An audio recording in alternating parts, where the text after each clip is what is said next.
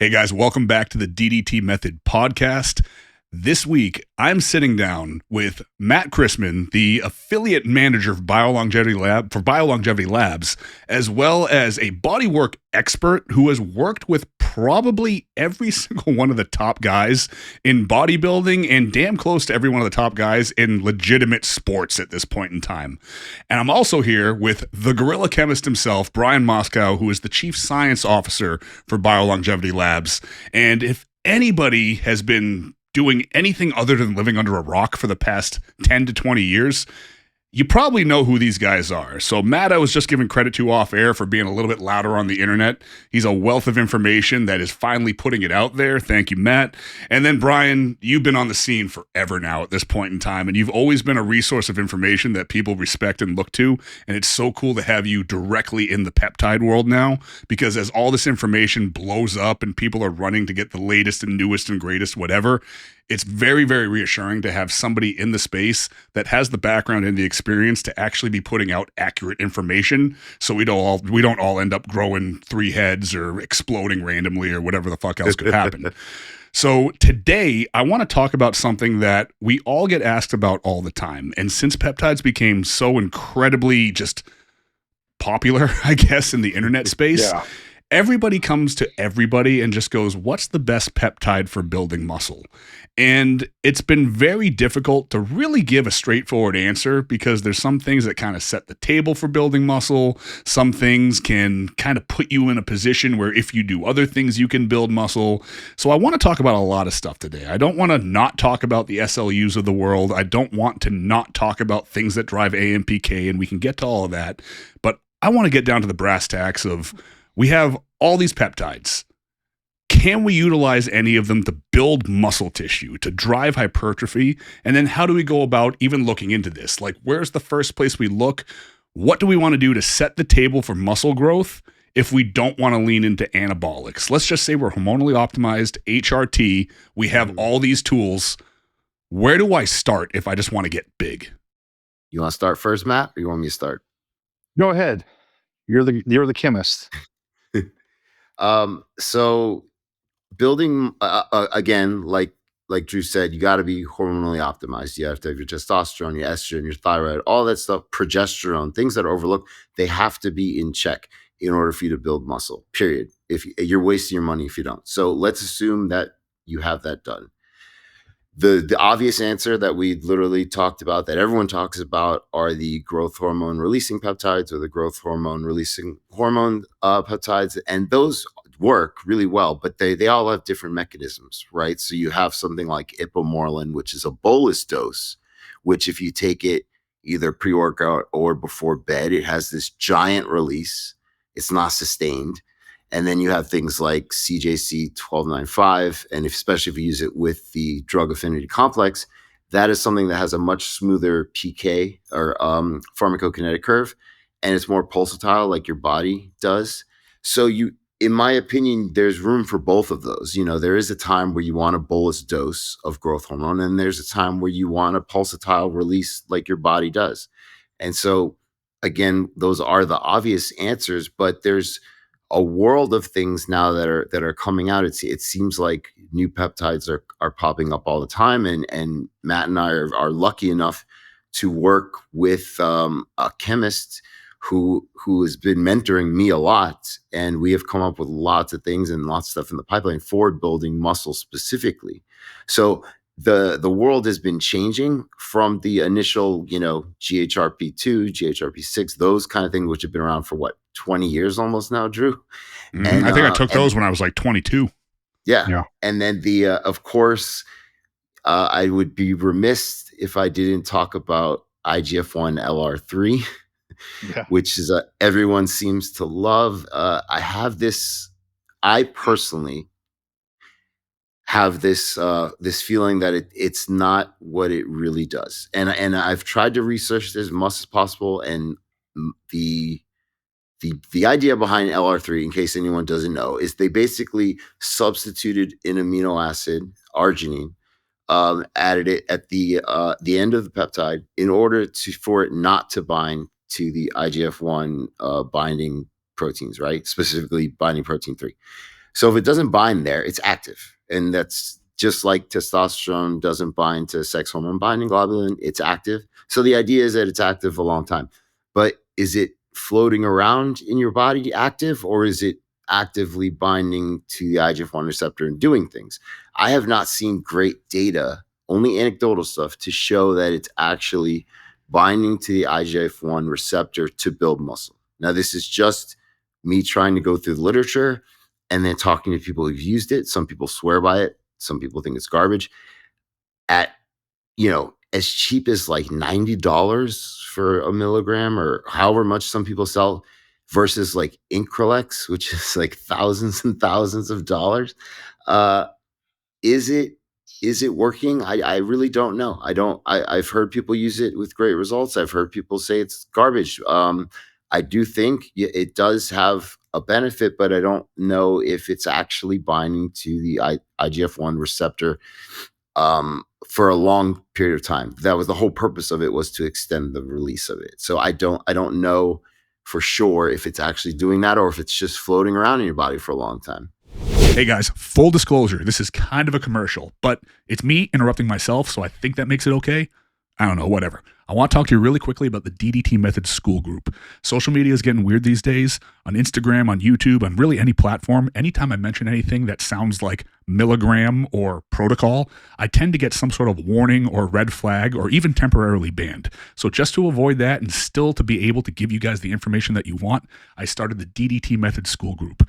2 days per week, I'll be dropping content from multiple different angles, exclusive videos, exclusive podcasts, exclusive articles, all this information that I put together, giving you guys protocols, dosages, and in-depth profiles of your favorite peptides and PEDs. That's the DDT Method School Group. Click the link below. Have either of you guys experienced or tried or even looked through any of the anecdotal reports that are going around about people utilizing like PEG-MGF with IGF-LR3? Because I believe the thought process on that one is the PEG-MGF in the muscle that you trained like immediately post-workout to facilitate the, I believe it's the satellite cell recruitment. Yes. And then you do the IGF later, because IGF is generally going to be after the Mechano growth factor. Is that something that, at least on paper, might have a little bit of general application? And I don't mean like game changer, because if it was, we'd already know about it, but is something like that, and maybe utilizing it alongside growth hormone and whatnot, or growth hormone secretagogues or anything, like how would we piece together the perfect way to utilize growth hormone based peptides? Like how would you stack together something legitimate but not necessarily game changing? Like how can we get the needle moving on gaining muscle with all the GH related peptides that we have at our disposal? To touch on Mechano growth factor real quick, that we've been trying to make a good one for a long time. I'm sure, as you remember, there was a PEG version, which is polyethylene glycol. There's been just the straight Mechano growth factor that you could buy. And I don't know, you're absolutely right with as far as the timing, right? You pin it in the muscle, you trained right away to get the satellite recruitment. That's the theory behind it. Does it actually work? I don't know. Literature suggests that is the way to do it. I personally have not used it, but it's been around for a long time. And I feel like something that's been around for 20 years or 15 years, if it really worked out well, we would know about it. You know what I mean? So I think it's one of, I don't want to say the word fabled, because that's maybe not right, but it's this mythical peptide that was supposed to be this game changer that I don't think lived up to the hype, if that makes sense. But to answer your second question, how do you stack these to get the best gains possible? I think you can use them multiple ways. As far as, your growth hormone levels are lowest in the morning. Everyone knows that. So that could be the time, if you're not taking, recombinant growth hormone, that would be a time where you might want an IPA or something to give your body a bolus dose to start like burning fat right away if you're going to do cardio. Your growth hormone levels usually peak when you're training, like as you're training, and especially like the bigger muscle groups, that's when you're releasing more growth hormones. So I've heard of people that take the GHRPs pre-workout to get an amplified effect from growth hormone while you're training. Again, this would be probably an ipamorelin, a quicker acting one, to get that bolus release. And then obviously we know that your body releases its most growth hormone at night. So that would be the time you would want to, in my opinion, mimic what your body is doing to amplify it. So that would be where I would take like a CJC 1295. So that way I'm getting an amplified pulsatile release of growth hormone that my body's already doing. I don't want to mess with my circadian rhythm by throwing it off. So I know a lot of people take GH at night, and their argument is we're talking about recombinant GH, right? So the argument is that amount is much greater than what you would normally have, which is true. But that also means that you're not releasing whatever your body would naturally release at that time. So maybe it's not the most optimal time to take growth hormone, in my opinion. And I know somebody's going to combat that because it's the internet and we combat everything. But somebody will combat that with the comment about how growth hormone won't necessarily be shut down like testosterone will in the presence of exogenous testosterone. I just do want to point out that that's not what you're saying. It's not that we're going to shut down growth hormone. It's that we want to mimic the pulse and the duration and the way that we're releasing the growth hormone, as opposed to giving the bolus amount at that point in time. So before anybody jumps in with that, it's like, yeah, guys, we know we're not going to shut off your pituitary gland. There's not a feedback loop like that. Right. Exactly. So how would you guys piece together, just kind of wrap on growth hormone a little bit? Like, let's say that you had access. I mean, it's 2025. Who am I protecting? We all have access to everything. So I'm sure we all have whatever in our refrigerators, or we can get whatever we need, et cetera, et cetera. If you have exogenous GH from a trusted source, and then obviously you have all the GHRPs and all the GHRHs available, and we're cognizant of different things like the small subtle benefits like hexarelin and the shift to parasympathetic tone, and tesamorelin and potential reduction in visceral fat. Mm-hmm. Is there any sort of benefit to taking exogenous GH alongside a GHRP or GHRH over the course of the day in a, what some people will coin like a 1 + 1 = 4 type approach to it? Can we kind of stack these things together, or does it get redundant? Go ahead, Matt. I think we I'll take it after. I think we have someone in our closed off group or closed group that actually does both. He does the exogenous GH, and then at night he does the CJC and the ipamorelin at night for the pulsation. And I feel like he's gotten some really good results from that. He notices a difference in his Z scores as well, because he gets blood work done I feel like almost religiously, like every quarter, if not even more than that. It's insane. So his blood markers and his body composition says it's been working for him. So yeah, I think there's some validity to doing that for sure. Yeah, and he, to my knowledge, he hasn't seen any of the side effects as far as the insulin resistance or the water retention. That's when you know things aren't working.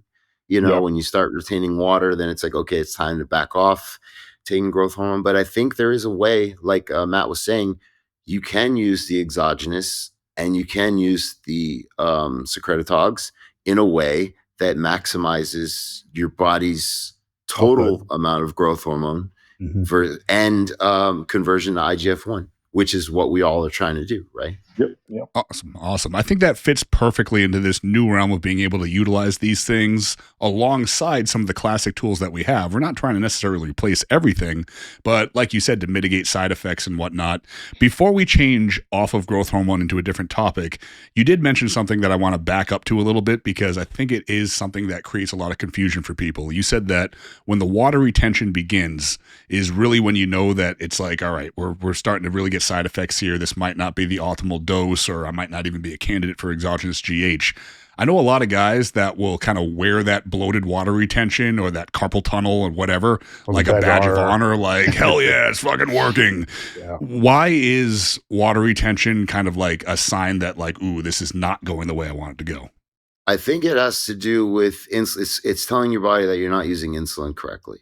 That's the main thing, is you're starting to retain water because your body, as we know, insulin and growth hormone are kind of antagonists of each other. And so taking large amounts of growth hormone or having large amounts of growth hormone will cause insulin resistance at some point, taking it over a period of time. And at that point in time, when your body starts to retain a lot of water, that just means that you're not, the growth hormone is I don't want to use this word spilling over because that's a different bodybuilding term, but your growth hormone is effectively increasing insulin resistance, which you don't want to do. And because of that, your excess, your body isn't absorbing carbohydrates and utilizing them as well. And that I think is one of the reasons why you're retaining the water, is because you're not using your nutrients properly and you're just getting puffy.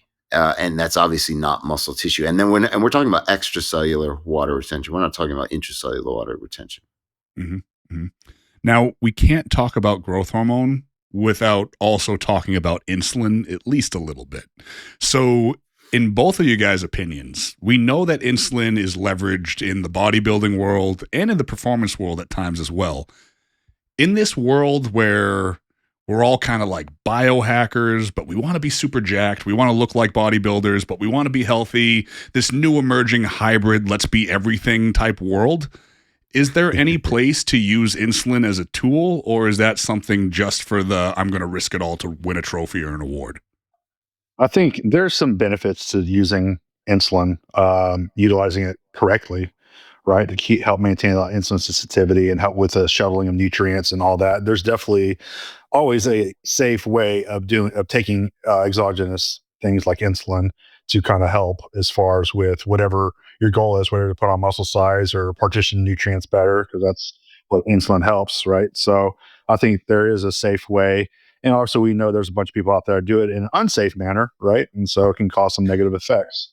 So, yeah, I think there's, it's always a benefit to risk ratio on using anything, truly. So, but yeah, insulin you can use in a safe way, I believe. So what would your intelligent approach to utilizing it be? Would you go fast acting, slow acting, just pre-workout? Would you obviously bring your carbs up and then match the insulin to the carbs? What would your process be for utilizing it for somebody that maybe hasn't, but they're responsible, they're a smart guy or girl, and they're going to do it right? More of a fan of like the fast acting, like Humalog or Novolog. I typically use it. I would have my pre-workout meal about an hour and a half before my workout, and I would immediately after my pre-workout meal, I would take about 4 to 5 units of insulin, and that's how I would utilize mine.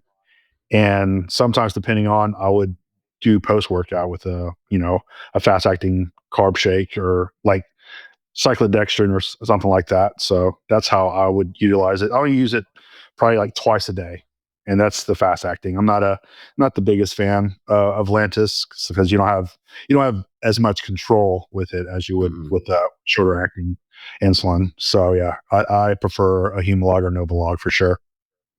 And to touch on, Drew, what you did say about using it for performance, that like runners, long distance runners, something like that, some people that need to store carbohydrates and utilize them, I think that there's a way that as long as your body is running on glucose, you can utilize insulin for performance. And then as far as bodybuilding goes, like Matt said, there's a way to take it before you work out. I think, in my opinion, is the best if you're going for performance. And obviously you have either a good pre-workout meal, or if you're doing it and you're like correctly and measuring your blood glucose and making sure you have enough, like this general rule of 10 grams of carbs per IU is just a guess, right? Yeah. Like this was a guess before people started to utilize glucometers and really get down. Because like if you're doing it correctly, small amounts, we're talking 3 IUs or something like that, you don't need all that carbs. You measure what your blood glucose is, you make sure it's in the acceptable range. And then that also will vary depending on what muscle group you're training. If you're training legs, you're going to need more carbs versus if you're training chest. So I think the main thing is if you're doing it responsibly, you have to be checking your blood glucose multiple times a day. I know that a good friend of mine suggests taking it after your meals to see where your blood glucose is. And then you can utilize insulin to maybe help with overall insulin sensitivity in your body. So this isn't a performance thing. It's almost like the GLPs before there were GLPs, get your body to utilize insulin to maximize absorption of nutrients, things like that, and not store fat. Now, kind of speaking along the same vein of just blood sugar in general, like glycogen storage, general management of glucose, is it possible to leverage Retatrutide, which is classically known now as the ultimate in like weight loss and getting shredded? Can we leverage that to get big also? I personally have I had a very bad experience with Yeah. Retta. So I don't have, I guess it was a matter of trying an experiment at the wrong time.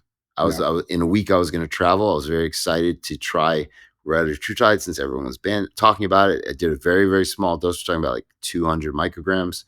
And I just had no appetite. I felt extremely full, and that is not the feeling I like. Yeah. I know that tons of people love it and swear by it, so I can't tell from personal experience, but I do know, like from mechanism of action, it's the only one that that hits glucagon, which actually burns fat. I know that somebody did a comparison of Retatrutide versus actual glucagon kits that they sell for obviously for hypoglycemia, and those glucagon kits worked really well, but they're like $70 a kit or something crazy. But the fact that you can hit your glucagon receptor with Retatrutide is the game changer for these GLP-3s, in my opinion, for burning fat and getting lean. I don't think food sitting in your stomach is great for you at all. I think that's actually really bad for you. Mm-hmm. So you don't think there's any sort of way to leverage its ability to act somewhat as a GDA to maybe super compensate glycogen storage or whatnot? Are we getting too outside the box in your opinion? No, that was actually my experiment. I really wanted to see if Retta could be this ultimate nutrient partitioner. And that's why I did this low dose, and I was planning on doing it twice a week, then maybe 3 times a week. I just was leaving to go to Vegas for the Olympia in a week. It was just the wrong time where I didn't want to feel bloated all the time. I didn't know how my body was going to react. So it's something I want to circle back to for sure. Obviously before it's all gone. Yeah. But you know, as far as a drug for weight loss, I have my whole family on it, and they're doing wonderfully. So we know it works for that. And but that was my exact experiment, Drew, was to see if it could be an ultimate nutrient partitioner. And So I next do believe time, it can. not before Vegas. Not before Vegas. No. But Matt, do you have any experience with it for that reason?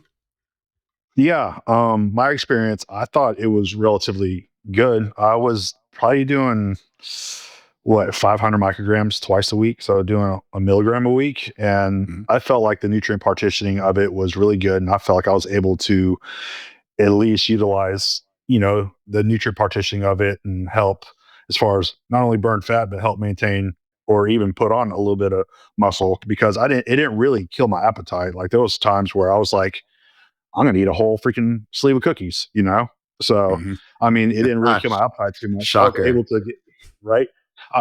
Type 2, baby. But I felt like utilizing that, I was able to eat the foods I wanted, or within reason, a good solid meal plan. And I was able to burn body fat, put on some muscle size, and was able to still get all my meals in without any type of, bowel movement disruption or anything like that. And I feel like there's some validity to utilizing the Retatrutide to help, with the nutrient partitioning to put on some good quality size. I don't think it's like, the best thing out there to put on masses of quantities of size, but I think you can definitely put on some, decent quality amount of tissue if you do it correctly with on the setup of everything else that you're utilizing.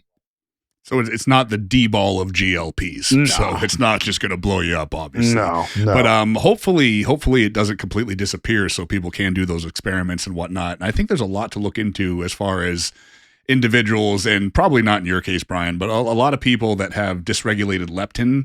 I see there's like a correlation between that and just a negative response to all GLP drugs. Yep. So hopefully they're still at our disposal so we can continue to experiment with them. Now, I want to switch gears a little bit here. We talked about GH, we talked about insulin, and as much as I can talk about those things all day, They've been around forever. Retatrutide, a little bit more new, but it's gotten so much coverage. Anybody watching this podcast is probably already like at least a half expert in Retatrutide. At least I'd like to hope. I mean, we've been talking for 24 minutes, so if they have that much of an attention span, I have a little bit of hope for them. But let's switch over to some new shit, because there is some new stuff that everybody's talking about right now that is totally different, even though people think it's not totally different. But I'm not going to tease this out anymore. Let's get right to the brass tacks of it. Tell me about this new Follistatin. Okay. So this is not Follistatin 344. It is not Follistatin 315. It is not any of those that have been around for years that have a very short half-life and do not work.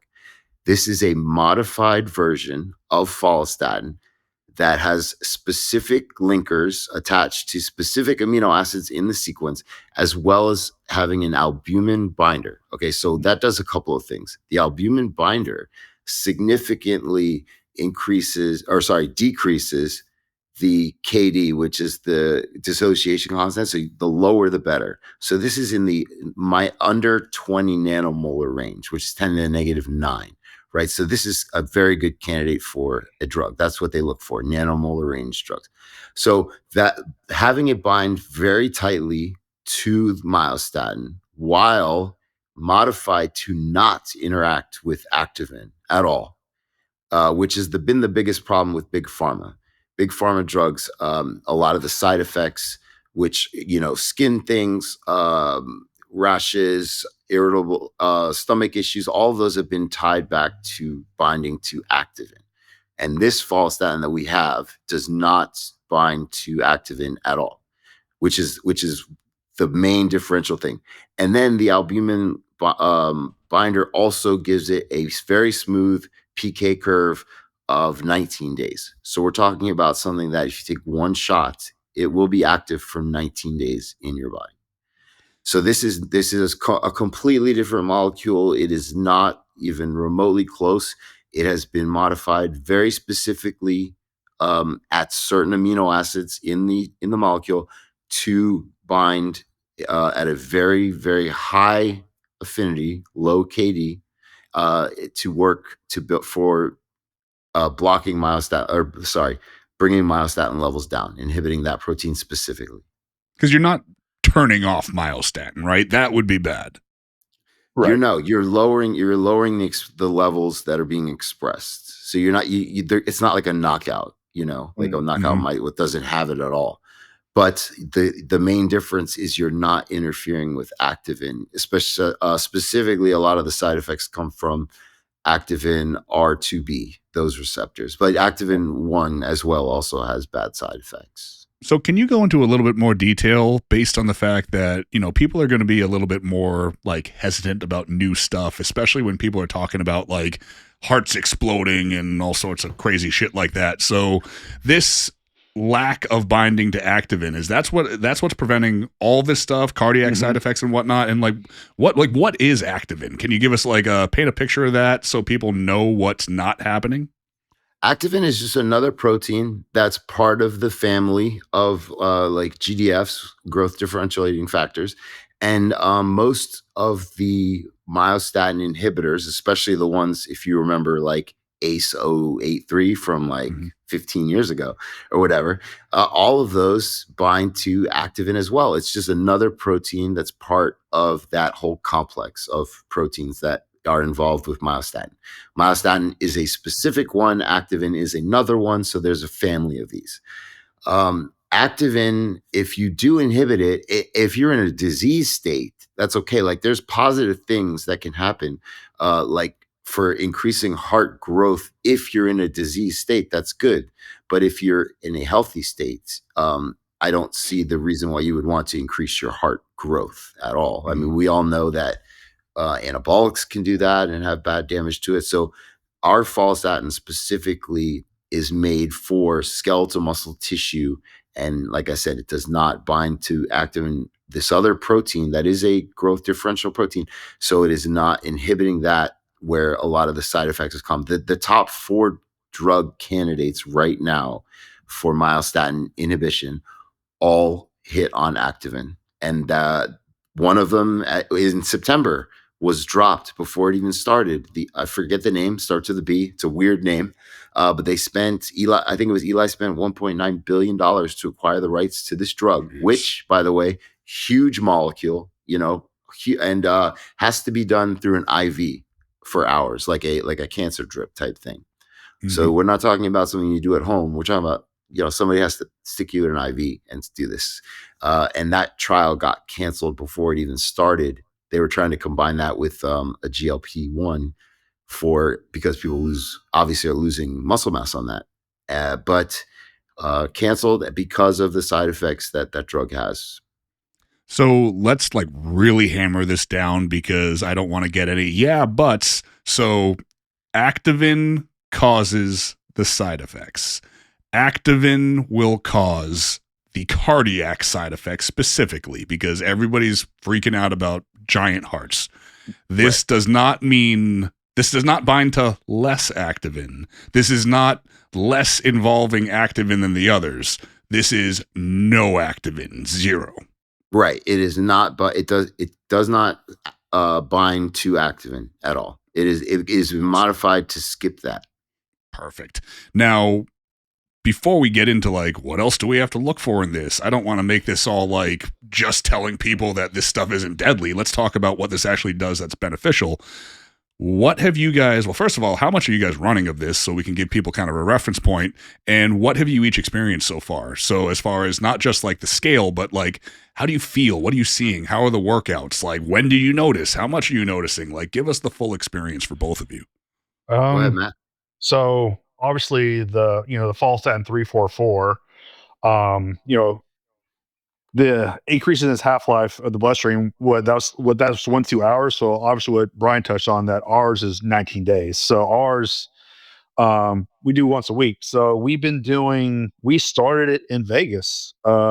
Yesterday was the start of week 9, right? Yep. Yesterday started week 9 weeks. So it started 9 weeks ago.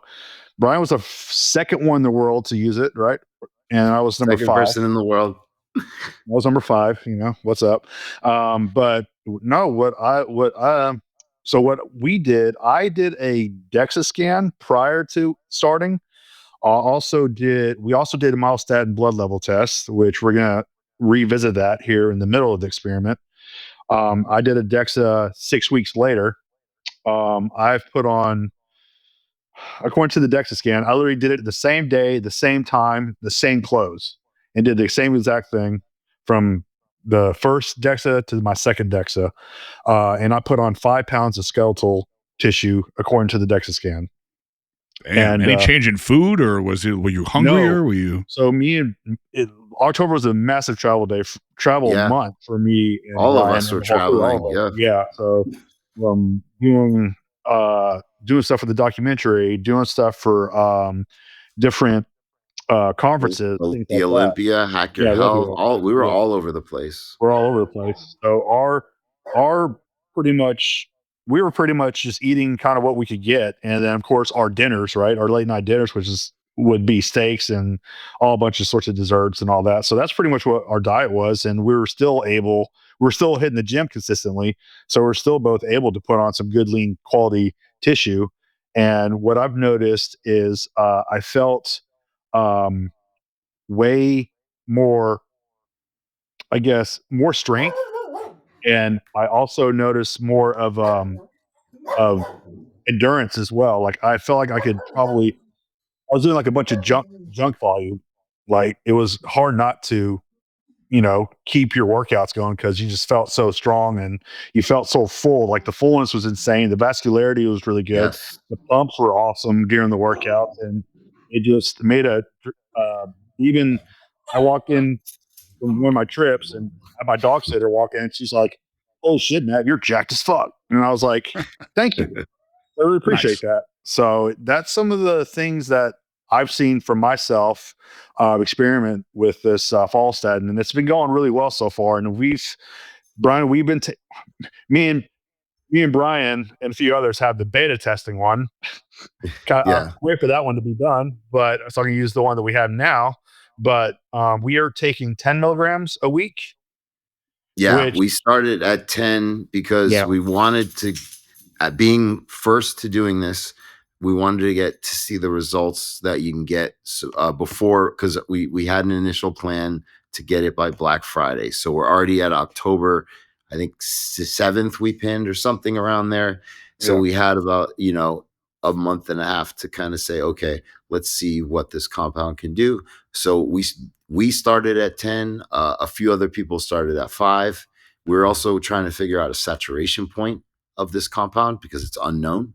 So, but everything Matt said was true as far as fullness, vascularity. We have a group, all of us that are taking it, that send us pictures of like when we wake up, like what, like things that are crazy, like how vascular we are, how full we are, what the scale says. And again, the scientific term for what Matt was saying is we are eating ad libitum. So that means we are just kind of eating whatever we want, where there's no schedule. But we are trying, at least I am, and I know Matt probably is too, trying to get at least our macro goals in. But a lot, like I said, we've been traveling a lot. But I started my shot in Vegas. I was 221, and I am still hovering around 230 on an empty stomach today. And it's week 9.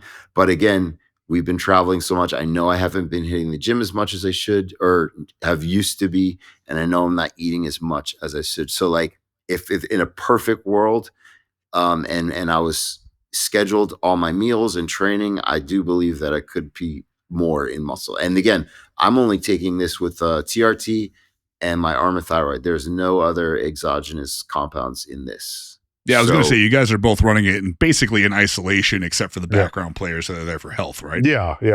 Like I tell everyone when I do my slew experiment, since May I've been taking the same amount of testosterone, same amount of DHT, and estradiol and GH. That's all I've been taking since May. Everything's been consistent throughout the whole time. So I mean, and then we stopped the slew obviously, and then when we started the Follistatin experiment, and I also got the pre-Nuvo scan, which is the full body scan, which measures organ size, detects herniations or aneurysms, muscle size, all of that. So I went for that report to get back. I got it done on the 7th, which was the week 7 of when we started the experiment. So hopefully I get it back here within the next week or so I can kind of see where everything's at the midpoint as far as if there's going to be any organ growth, which I'm counting on not happening.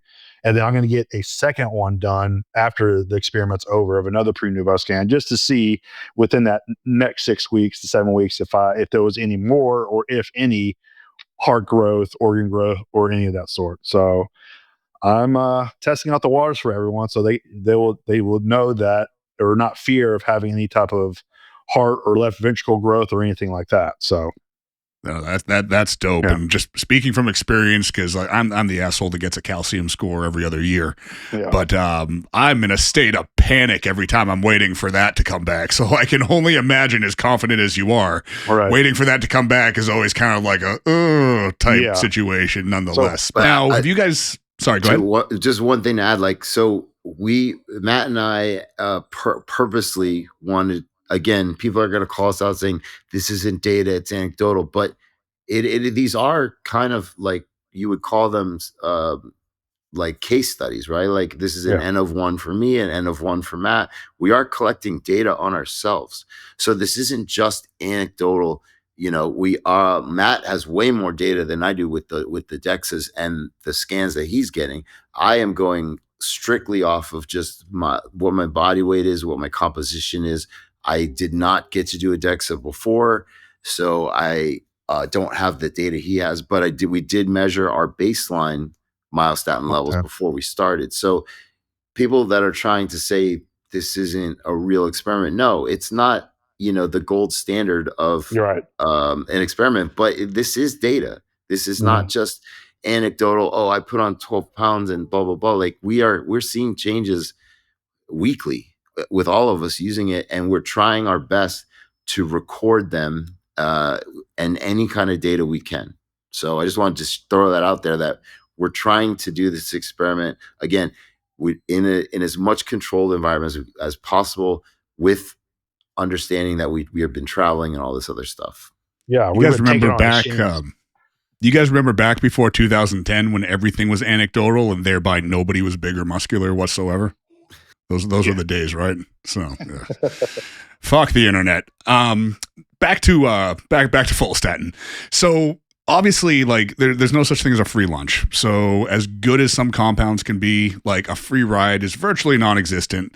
Have you guys seen anything in terms of any side effects? And for everybody in general, are there any potential side effects to look out for in particular?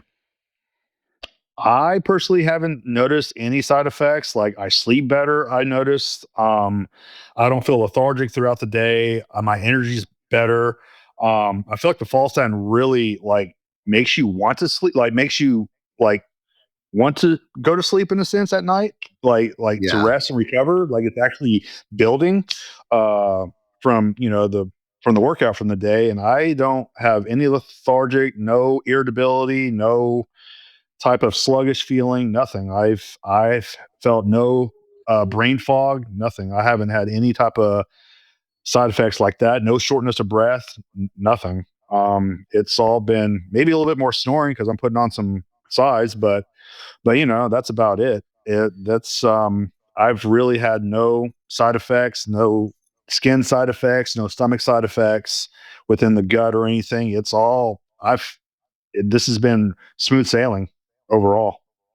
Yeah, to touch on what Matt said, I feel tired at night, especially. But I think, and this is just a thought, that our body is constantly trying to recover. If we're literally putting on average, almost like between a half pound to a pound of muscle tissue a week, that's very taxing on your body. That takes a lot of energy to produce muscle tissue or to synthesize muscle tissue. So I think that all of us kind of get tired and need the rest. And I think we've all been sleeping actually better because your body needs it to actually synthesize new muscle tissue.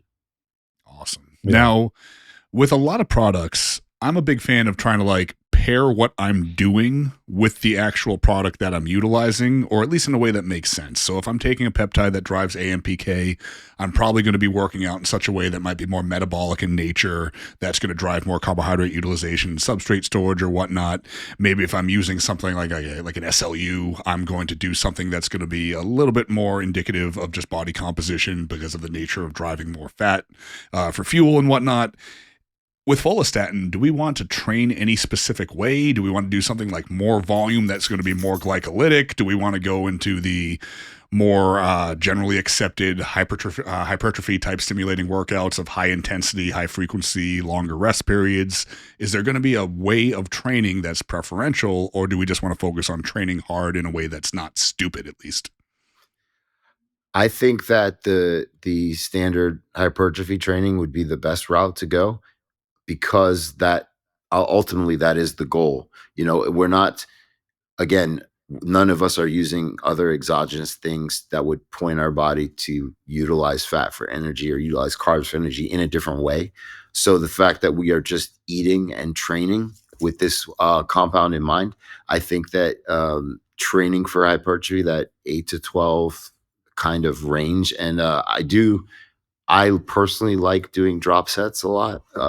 But I do think that that's the route to go when you're trying to utilize this compound, especially like you said, we're not using something specific for AMPK. We're not using something specific that is going to utilize more glycogen. So I think overall, you just train as if I don't even want to say train like as if you're on nothing, but just train for general hypertrophy and um, progressive.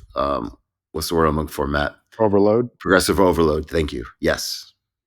Now, are we in a constant state of mTOR because of like the long active life of this in your system, or is there still going to be balance there? Can we still like stimulate AMPK at different times per day? Good question. I don't think you're in a constant state of mTOR because that's one pathway for building muscle. There's obviously others. I would have to look into the research more. But I don't think it's like if you're taking IGF-1, you're in the straight like mTOR range. I don't think that is actually what's going on. But I again, I don't know for sure with the research on this compound is extremely new. So, and we are the beta testers. So that is an interesting question to figure out. I do not feel that is the route that you're going, but I will definitely look into it for sure. Awesome. Now, switching gears a little bit, you guys have another product that's kind of getting a lot of hype right now. A lot of people are talking about it. Now, it might not be specifically a muscle building product, but from all the research that I've begun to do, it's really just taking the human body and just putting it in a state of just general optimization. And I know that word is bastardized. I hate using it, but maybe the first place to start is just a general overview. So tell me all about this Klotho stuff. So Klotho, is a natural occurring longevity protein, right? So levels of Klotho decline as you get older, and in many chronic diseases that that may occur. So with the Klotho, it aims to restore like youth. I guess would you say, Brian, like youthful Klotho signaling, so tissues stay healthier longer, supporting brain getting rid function, of dead cells, senescent cells, senescent cells, cardiovascular and kidney health, metabolic balance, and anti-inflammatory properties, and overall resilience. So it's it basically, what is it? The Klotho partners with is it the FGF23? Yeah, right? FGF23 is the main binding site for Klotho, and that's what is that? Fibroblast growth factor 23.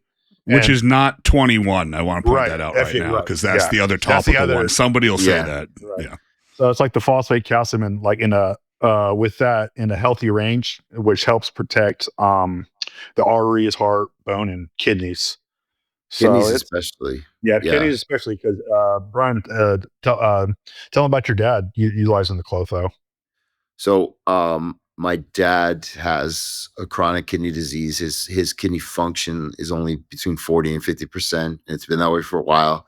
So as soon as we got these samples, I started giving them to my dad to see, because, obviously this Klotho is produced a majority of it in your kidneys, but it's also made in other cells. But in your kidneys, it regulates the excretion of phosphates and calcium and other nutrients that you need. So if I could use it for him to in any way to increase his kidney function, that's a win for me. So that's the main reason why I wanted to give it to him, is because it is mainly, I don't say there's tons of benefits as far as like endothelial function, reducing oxidative stress, cardiovascular function, especially my dad's 76 years old. Okay, so he's not young by any means, and so I'm really hoping that the Klotho, by the end of not by the end of the run, we'll get some blood work soon to see how it's going. But this is something that I would like him to stay on to improve not only his kidneys, but I want him, his vitamin D levels are low. Yeah, cognitive function, endothelial function. I want him to be off of all of those medications that he's been on. Like I got him on Retatrutide about 8 weeks ago, and he's lost 30 something pounds, which has really helped with his blood pressure and his cholesterol and all his other health issues that were related to being weight related. So the Klotho on top of that, I just think that it's going to really help with cardiovascular function, and specifically the kidney issues that he's had. So I'm very excited to get the blood work back and see what's going on. Yeah, and I'm excited about the brain support with it too, because Klotho enhances synaptic plasticity. So the learning memory stuff. So it preserves neurons and myelins, and appears to reduce neural inflammation from some of the studies I've researched. So it's definitely has some strong preclinical signals for better learning, memory, and resilience in aging, especially with in Alzheimer's models that I've seen. Yes. So I think it's something that's going to be a product that you can take indefinitely, and there's no cycling off. Now, this is really something that has a lot of positive that's coming with it, because when I was speaking to Jay about it recently too, like we were going over the benefits, and Jay went right to boners. Jay went like boners as like primary objective here. And you mentioned like vascular or arterial health and whatnot too. So is this fixing like endothelial function? Yeah, is that why it's translating to all these places? Yeah. Because I'm not trying to make it sound like this is, some things people are like, oh, you take this and your blood flows better. So yeah, it can be good for sex. Like, according to Jay, this is like the game changing. Like that's like boners as fuck. So it's like, how's that happening? Is that blood flow in general? And how does that translate to pumps and vascularity and all that? I think because of the cardio health, because the less vascular like calcification and endothelial stress, I think that kind of helps in conjunction with that. So I think that plays a role for sure. What do you think? He swears. So I truly believe that it's the endothelial function, improved endothelial function, reduced oxidative stress. He swears that the sensitivity of his tissues down there are extremely heightened. Now, again, I have not tried Klotho, so I don't know.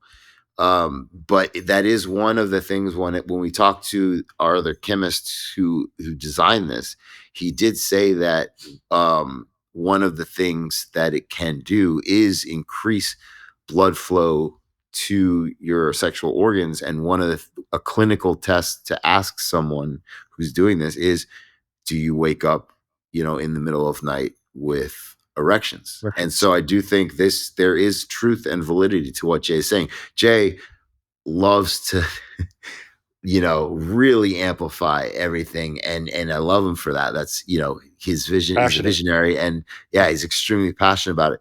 So, but there is validity to what he is saying. I don't know if he's articulating it in the way that, someone like me would do it, but he's getting the point across. Mm-hmm. You're articulating it a little bit more clinically. Yeah. I'm trying to, but we're on the same page. I mean, I'm explaining, like, he's feeling it and I'm saying why he's feeling it, if that makes sense. I mean, it certainly got me hyped up. So, I mean, that was definitely a good selling point, but it just seems like it's doing so many things. But when you kind of look at it, like all the things that it's doing, they're like related to each other. So it's not just like, oh, this is doing everything because it's the everything pill. When you elicit certain processes, you can see them kind of show themselves in all these different realms. Would you say that if we were going to tie this back into just the overall theme of the podcast for building muscle, if it's having this kind of, and I hate this term too, because it's too general, but I'm going to use it anyways, this kind of anti-aging overall effect that it has. So for guys like us, 30s, 40s, and people in like the 50s and up, would taking something like this give them the ability to train and then recover as though they were in their 20s? Because even ignoring things like hypertrophy signals and mTOR and everything like that, if you could train and recover like you did when you were 25, when you're 35, 40, 45, that equates to lean tissue gains. I don't care who you are. Is that an accurate thought process? I'd say so. Yeah, there's data to back up what you're saying, that you can upregulate growth factors and mTOR signaling for sure. And I don't know if it's in humans. I believe it's in mice. So I have to check. And again, there's a different ratio of Klotho in mice to humans, so you can't just do the human equivalent dose conversion. I think it's something like tenfold different. But there is data to show that yes, by getting all of these processes in your body to where they're again optimal, or where they were when you're 20, before you've had this oxidative stress, before you've had any injuries or damage, inflammation, things like that, then yes, your body is working at a level where you should be able to recover more. You have more blood flow because your endothelial system is working well. You don't have to worry about any cardio problems. So with all of that tied in, as well as optimal kidney function, all those things tied together, you should be absolutely able to maximize your nutrition, your training, your recovery, all of these things, like you said, when you're 20 years younger, because your body is, in a sense, reversing some of the things that cause you to be old. Like we talked about, like systemic inflammation, things like that, oxidative stress, neurooxidative stress, like Matt was talking about, things like that. So yeah, it is definitely a tool that you can use for bodybuilding and putting on muscle. So it's not the just whole body anti-aging. Mm-hmm. Yeah.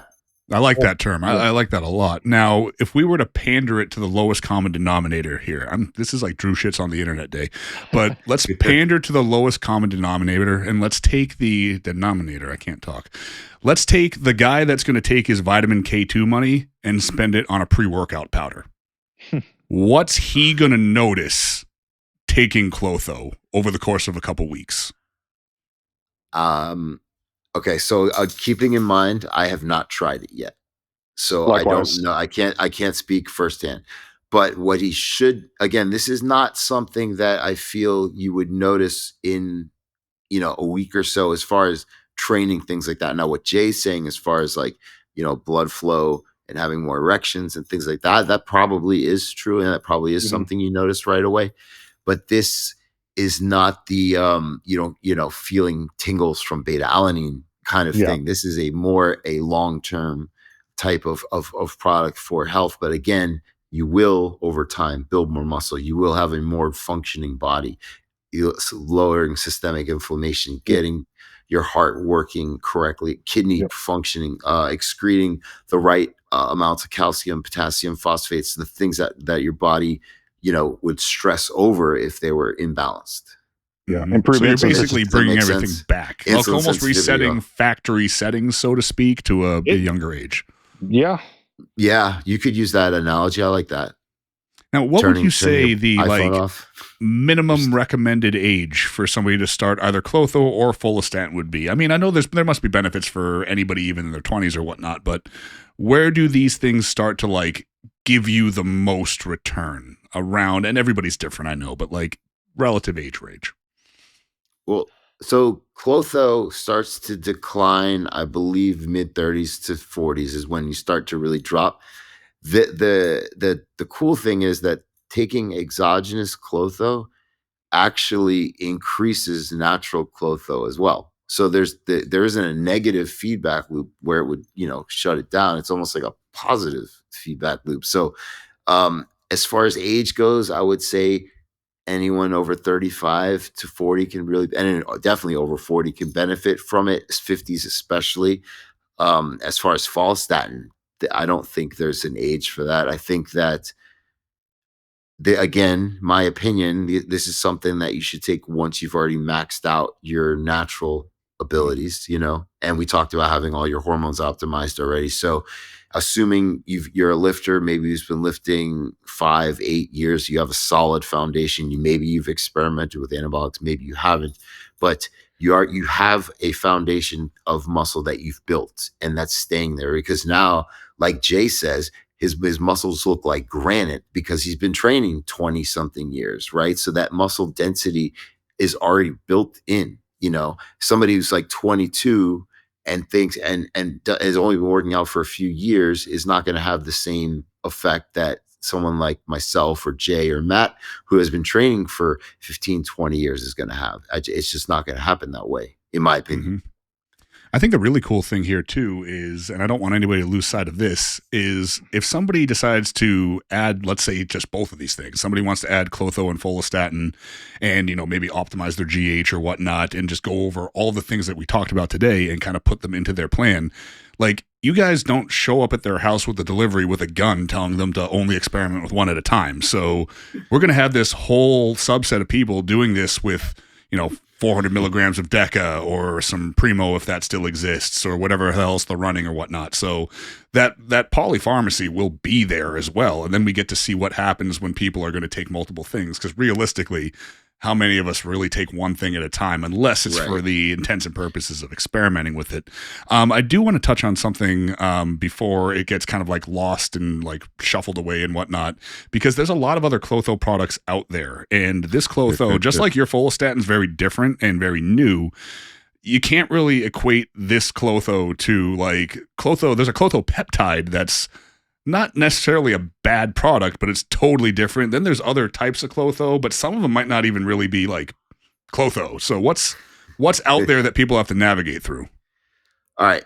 So first and foremost, Klotho is not easy to synthesize. It's 1,012 amino acids long.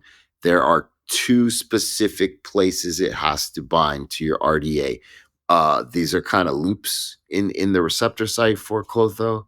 And so if they don't bind here, they don't work, which is why when Matt and I were talking earlier to this person who was selling a fragmented Klotho that's 33 amino acids long, first off, the RDA, which is where it has to bind, which there's 2 of them, is over 44 or 40, 59. It's something like that amino acids long. So that's not even long enough to bind to that one part, let alone both. So we knew that was bunk and garbage. Now, if someone does have a true alpha Klotho protein, that is the actual 1,012 amino acids, then yes, it's viable. If it's real, it's viable, has a half-life of around 7 hours. And the dosing is really what you have to look out for, because I've seen people suggest taking 500 micrograms 3 times a week.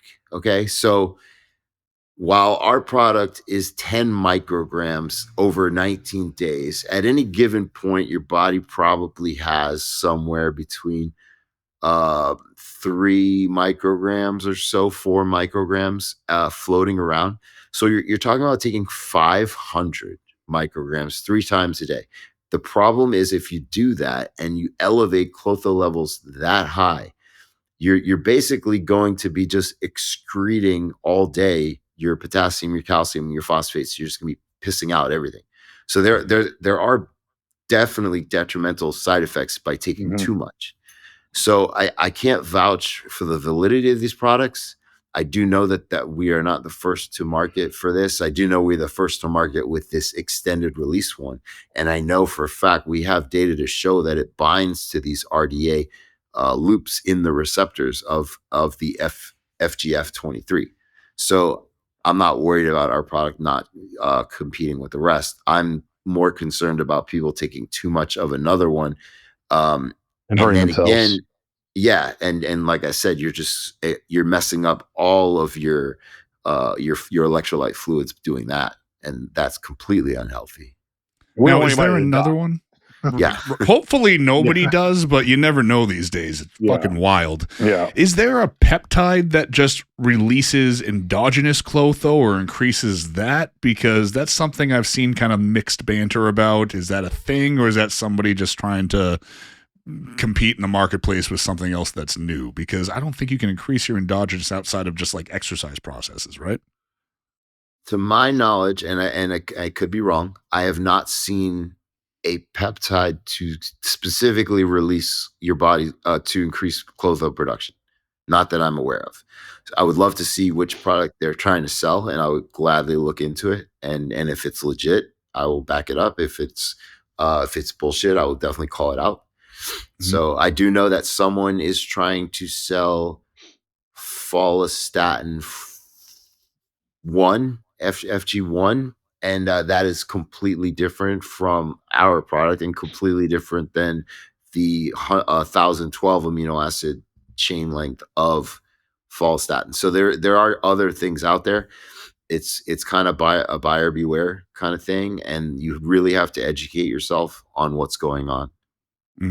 Which means basically the opposite of watching a reel and then just putting things in your body based on that. But you know, such is life, such is the state of the industry. Before we wrap it up, guys, what do you got on the horizon? What are you guys looking into right now? What are you guys thinking about? What are you guys kind of piecing together in the lab? Where is all this going? We've got 6 new products in the pipeline to come out the first quarter of 2026, Brian. Yeah, but I definitely the end of we're aiming for the end of March. Yeah. So we've got some cool stuff. Which ones are you allowed to talk about?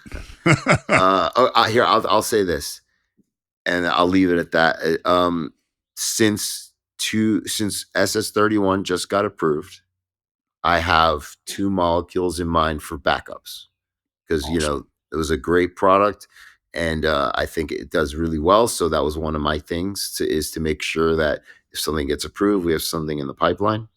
And I will say, since it's going to be extremely hard to find Reta in the near future, a priority of ours was to figure out a new molecule that is similar. And I know we have that is in the works, and that is in a high priority for us. And we are aiming to have that tested by end of January, like get actually testing January. We know the sequence of the molecule and that stuff it's actually now getting testing, because safety is paramount for us. Again, I would not have come on here if I did not trust the company, if I did not trust our good manufacturing practices, if I did not trust any of the validity of our testing. So safety is always our biggest priority. So testing, I think, would be in January. And then we have some other cool things in the works, things that will, be since coming out with, the SLU at the higher dose, and then obviously like MOTS-C and SS31, which is now gone.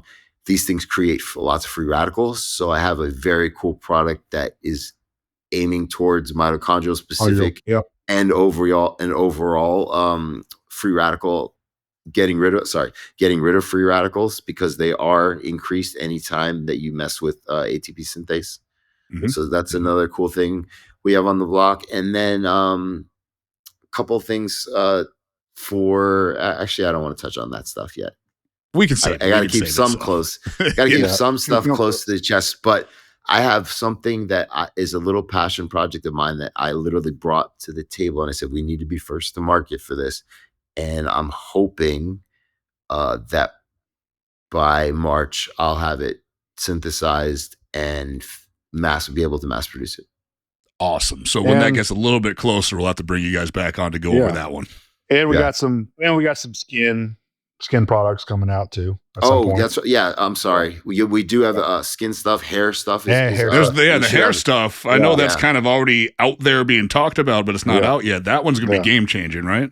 Yeah. I'm supposed to have samples the end of this week or early next week. We have some very cool stuff that has data on hair.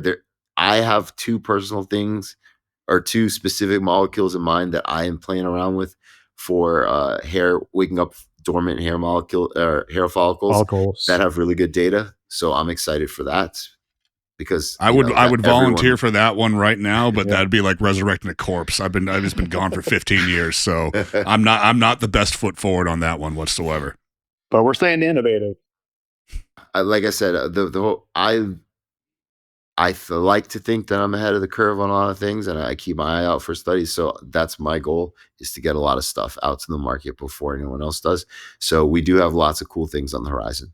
Awesome. Yeah, I'm going to stop tempting fate here, because I can tell you've got like 1,000 things in your brain that you're like, I want to talk about it, but I don't want to be the guy responsible for opening Pandora's box right now. But guys, also, I want to touch on Follistatin. If you do order it, please do not inject it intramuscular. Please. Yeah, that's sub-Q. You can do Klotho intramuscular or sub-Q, but if you do Follistatin, please do not do intramuscular. What's the quick why behind that? The albumin binder that we have in it, it's pretty much just going to it's going to expand in the muscle, and you're pretty much going to have almost like a dead arm or frozen shoulder or wherever you inject it. So best to do it sub-Q. Very painful. Perfect. Too. So very painful. Imagine having something expanding in your muscle tissue. Yeah. You don't want Jesus. Yeah. I've been putting copper in my biceps, and that's bad enough. I don't even want to think about that. But guys, awesome stuff. This was insane that we crammed this much info into an hour. Like I said, we got to get you guys back on with some of the new innovations. I want to go over the SLU stuff. There's so much more we can dive into. But in the meantime, if people want to dive more into the content and education that you guys are both putting out, as well as the biolongevity stuff, the articles, all the write-ups and whatnot, where's the best place to find all of that info? For me, I'm on and off, but right now on of Instagram. So at the Guerrilla Chemist, 2 R's, 2 L's. That's where most of my information is. I know Matt is on there, and we actually, Biolongevity has a lot of things. If you sign up, there's a daily email from Jay. There's weekly emails about all our stuff. So tons of stuff at biolongevitylabs.com. Matt you tell them about your stuff, please? Oh, and jcampbell.com too. And then mine is obviously jcampbell.com. Yeah, and Instagram handle mine is next level or nothing. You know, I post anything from stuff from BioLongevity Labs and stuff that me and Bryan share with experience of certain experiments we're doing, and then of course I do body work as my other. So, but yeah, that's where you can find me on Instagram. Next level or nothing is the handle, and if you guys are looking into wanting to join up the BioLongevity Labs team, you can always sign up as an affiliate, and we're always running sales throughout each month, truly. So you can use code GC15 or DDT method or Matt C. Save yourself 15% off each time you order at biolongevitylabs.com. Awesome. Guys, again, thank you so much. This has been phenomenal. This has been the DDT Method Podcast. Guys, we will see you next time.